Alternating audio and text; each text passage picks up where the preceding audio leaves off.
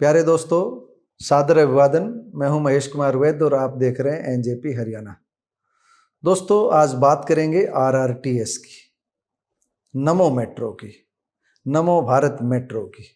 आज बात इसलिए करेंगे क्योंकि 20 अक्टूबर को नमो मेट्रो के परिचालन को 2 वर्ष पूरे होने जा रहे हैं। हरियाणा के लिए अच्छी खबर नहीं है, उत्तर प्रदेश के लिए अच्छी खबर है। उत्तर प्रदेश में ही नमो मेट्रो की शुरुआत हुई।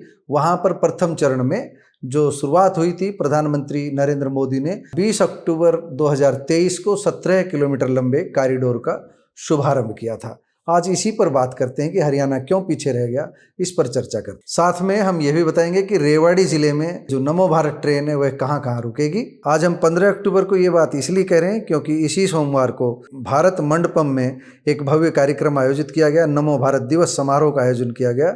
इस समारोह में तोखन साहू आवासन एवं शहरी कार्य राज्य मंत्री विशिष्ट अतिथि के रूप में पहुंचे और केंद्रीय आवासन एवं शहरी कार्य तथा विद्युत मंत्री मनोहर लाल ने अपना संदेश भेज करके नमो भारत की सफल यात्रा पर बधाई दी और एनसीआरटीसी की टीम को बधाई देते हुए उनके प्रयासों की सराहना की। अब दोस्तों, बात करते हैं हरियाणा के मामले की।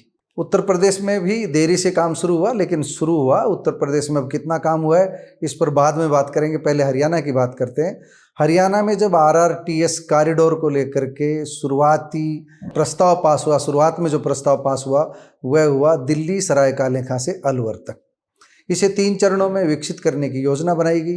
पहले चरण में सराय कालेखां से एसएनबी मतलब मैं कई बार बताता हूँ, एसएनबी स्टेशन का मतलब है शाहजहाँपुर, नीमराना, बहरोड औद्योगिक क्षेत्र को मिलाकर के तीनों का संक्षिप्त नाम करके एसएनबी स्टेशन नाम दिया गया है और रेवाड़ी जिले की सीमा से निकलते ही यह स्टेशन राजस्थान में बनना है।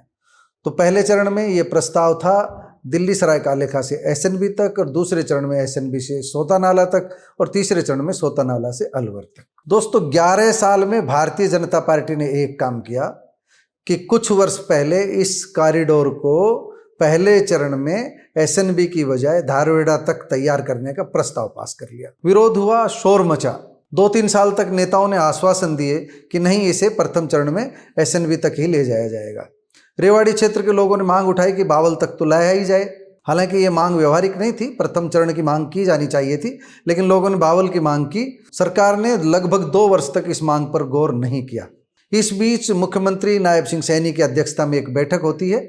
मैं बैठक की डिटेल आपको बता रहा हूँ। राव इंद्रजीत सिंह ने जो प्रेस नोट पिछले सप्ताह जारी किया था उसमें इसका डिटेल से वर्णन है। राव इंद्रजीत सिंह के कार्यालय की तरफ से जो विज्ञप्ति जारी हुई थी उसमें जो पत्र जारी किया गया था 26 सितंबर 2025 का, जो Haryana mass rapid transport corporation limited की ओर से जो पत्र जारी किया गया था, उसमें इस बात का हवाला है कि मुख्यमंत्री नायब सिंह सैनी की अध्यक्षता में 5 मई 2025 को जो बैठक हुई थी, उस बैठक में जो फैसला लिया गया था धारवेड़ा तक का, उसे बढ़ाकर बावल किया जाए। यानी कि सीधे सीधे इससे पहले जितने बयानबाजी आ रहे थे कि एसएनबी तक जाएगा प्रथम चरण में कॉरिडोर, वो सब बकवासबाजी थे। साफ साफ ये लेटर जो है आपको अपनी स्क्रीन पर देख सकते हो। 5 मई 2025 को जो मुख्यमंत्री नायब सैनी की अध्यक्षता में बैठक हुई थी, उस बैठक में धारवेड़ा तक इस कॉरिडोर को बनाने का फैसला हुआ था। इसके बाद राव इंद्रजीत सिंह सक्रिय हुए, उन्होंने मनोहर लाल को पत्र लिखा। इसके बाद सरकार सक्रिय हुई और एनसीआरटीसी के मैनेजिंग डायरेक्टर के पास सरकार ने पत्र भेजा कि अब इससे प्रथम चरण में धारवेड़ा के बजाय बावल तक माना जाए। यानी कि सरकार ने बावल तक ये कॉरिडोर, आरआरटीएस कॉरिडोर बनाने को लेकर के सैद्धांतिक रूप से अपनी सहमति दी। हम ये कह सकते हैं कि 11 साल में सरकार ने क्या काम किया। ये काम किया कि जो एसएनबी तक प्रस्ताव तैयार किया था और 10 वर्ष पहले ही इस पे पटरी बिछ जानी चाहिए थी, कॉरिडोर बन जाना चाहिए था, उस पर 11 साल बाद एक प्रस्ताव पारित हुआ है कि अब इसको बावल तक बनाएंगे। और मज़ेदार बात है, इसी उपलब्धियों पर सरकार के प्रतिनिधि ताली बजाएंगे। रेवाड़ी के विधायक लक्ष्मण सिंह यादव भी इसी उपलब्धि बताएंगे, सरकार भी अपनी उपलब्धि बताएंगे कि हम इसे बावल तक लेकर के जा रहे हैं, पहले धारवेड़ा तक बनना था। केंद्रीय मंत्री राव इंद्रजीत सिंह ने भी प्रेस विज्ञप्ति जारी की। ना भी करें तो क्या करें, कम से कम उनकी ये बात तो मान ही ली गई कि कम से कम इसको बावल तक तो ले जाया जा रहा है। हालांकि उनकी मांग थी एसएनबी तक इसको प्रथम चरण में ले जाया जाए, लेकिन सरकार ने हरियाणा के संदर्भ में तो उनकी बात मान ही ली है। दोस्तों, यहाँ मैं एक आपको थोड़ा सा उदाहरण देना चाहता हूँ, एक चुटकुला सुनाना चाहता हूँ, वो बहुत जरूरी है। इस उपलब्धि को केवल इसी संदर्भ में देखा जा सकता है। किसी नगर में ढाबा वालों ने रोटियों के दाम बढ़ा करके दोगुने कर दी, यानी 5 रुपए की जो रोटी देते थे, 5 रुपए की जो थाली देते थे, वो थाली के दाम बढ़ा करके 10 रुपए कर दिए। लोगों में हाहाकार मचा, लोग हाहाकार करने लगे। राजा तक खबर पहुंची। राजा ने संकेत दिया कि 10 की बजाय ढाबा वालों को कह दिया जाए कि 20 करें, आराम से, कोई टेंशन नहीं, नो टेंशन। ढाबा वालों ने 20 रुपए कीमत कर दी जो है थाली की। जो जब थाली की कीमत 20 रुपए हो गई, 5 से सीधे 20, तो शोर मचा। भीड़ जो है राजा के दरबार में पहुंची। भीड़ ने गुहार लगाई कि माई बाप मर जाएंगे, मर जाएंगे। रोटियों के दाम देखिए 20 रुपए कर दिए गए हैं, थाली के दाम देखिए 20 रुपए कर दिए गए। राजा ने ढाबा मालिकों को बुलाया, डांटा, फटकारा और कहा दाम एकदम आधे कर दीजिए। दाम 10 रुपए कर दीजिए गए। भीड़ ताली बजाती हुई लौट आई। मजबूरी थी, 4 गुना से 2 गुना कर दिए गए थे। ढाबा वालों को अपना काम करना था, कर लिया। 5 रुपए थाली से बढ़ाकर 10 रुपए करने थे, कर लिए। उनकी जेब में पैसा जाना था, जा रहा है। आरआरटीएस के मामले में भी यही हो रहा है। आरआरटीएस के मामले में अब हमें ताली बजानी पड़ रही है कि वाह वाह, सरकार ने धारेड़ा के बजाय इसे बावल तक स्वीकृत कर दिया है। हालांकि केंद्रीय मंत्री मनोहर लाल ने पिछले दिनों आश्वासन दिया है कि प्रथम चरण में इसे नीमराना यानी कि एसएनबी स्टेशन तक ले जाया जाएगा, लेकिन अभी राजस्थान की तरफ से हमारे पास कोई सूचना नहीं है। केंद्रीय मंत्री भूपेंद्र यादव कितने सक्रिय हुए हैं, यह भी कोई सूचना नहीं है। लेकिन हम आपको बता दें कि हरियाणा बहुत पीछे चल रहा है।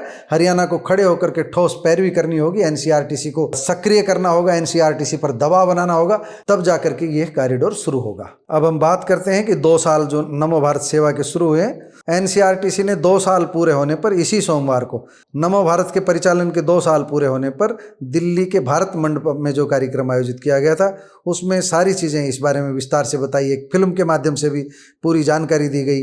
मनोहर लाल ने भी अपना संदेश दिया, लेकिन हम भी मनोहर लाल तक ये संदेश पहुंचाना चाहते हैं कि आपका हरियाणा बहुत पीछे है। आपके दोनों कॉरिडोर पर कुछ भी काम नहीं हुआ है। एक दिल्ली से अलवर है और दूसरा दिल्ली से करनाल, जो पहले पानीपत था, जिसे बढ़ा करके आपने करनाल तक किया है।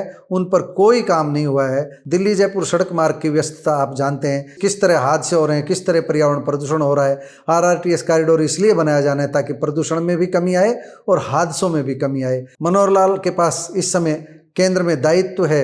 नमो मेट्रो भारत योजना को अगर सिरे जल्दी चढ़ाना है तो मनोहर लाल को खुद रुचि लेकर के इसमें पहल करनी होगी। भूपेंद्र यादव और राव इंद्रजीत, जो यहाँ के सांसद हैं, अलवर के सांसद हैं, गुरुग्राम के सांसद हैं, उन्हें भी आगे जाकर के बार बार पैरवी करनी होगी, तब जाकर के ये योजना सिरे चढ़ेगी। हमारी पिछली वीडियो के आधार पर कुछ लोगों ने पूछा है कि कम से कम रेवाड़ी के स्टेशन बता दीजिए, रेवाड़ी जिले में स्टेशन कहाँ कहाँ बनेंगे। हम आपको बता दें कि अभी अंतिम रूप से कोई सूची हमारे पास आधिकारिक रूप से नमो भारत की तरफ से नहीं आई है, लेकिन रेवाड़ी जिले में 4 स्टेशन बनने हैं, ये लगभग तय है। एक स्टेशन, पहला स्टेशन दिल्ली से बावल की ओर बढ़ेंगे तो पहला स्टेशन धारवेड़ा में बनेगा। दूसरा स्टेशन MBIR का बनना है। MBIR यानी मानेसर बावल इन्वेस्टमेंट रीजन। इस नाम का शहर रेवाड़ी जिले में विकसित होना है, रेवाड़ी जिले की राजस्व सीमा में विकसित होना है। वह अभी पाइपलाइन में है, तो एक स्टेशन MBIR के नाम से बनेगा। तीसरा स्टेशन रेवाड़ी का होगा, जो सालावास के पास बनना प्रस्तावित है। काठवास गांव से थोड़ा आगे सालावास गांव है, यहाँ पर बनना प्रस्तावित है। और चौथा स्टेशन बावल में बनेगा। और इसके बाद में ये मेट्रो कॉरिडोर, ये नमो भारत कॉरिडोर, ये RRTS कॉरिडोर आगे SNB की ओर आगे बढ़ेगा। तो दोस्तों, कुल मिलाकर इस मामले में यह है कि तमाम जो जनप्रतिनिधि है रेवाड़ी के, गुरुग्राम के, हरियाणा के, उन सबको पहल करनी होगी, उन सबको पैरवी करनी होगी, तब जा कर के ये देरी दूर होगी। क्योंकि कई बार बताया जा चुका है कि कैबिनेट की बैठक में जल्दी प्रस्ताव जाएगा और तब जाकर के इसकी DPR को स्वीकृति मिलेगी। हम आपको बता दें, राज्यों के स्तर पर इसके DPR की स्वीकृति पहले ही मिली हुई है। इसको अब केंद्रीय कैबिनेट के पास जाना है, DPR वहीं स्वीकृत होनी है। डिटेल प्रोजेक्ट रिपोर्ट जब स्वीकृत हो जाएगी तभी इस पर काम आगे होगा। दोस्तों, इस बारे में आपको क्या कहना है? हरियाणा में कॉरिडोर बनने में जो देरी हो रही है उसे लेकर के क्या कहना है? कमेंट बॉक्स में जाकर अपनी राय जरूर दीजिएगा। नमस्कार, धन्यवाद।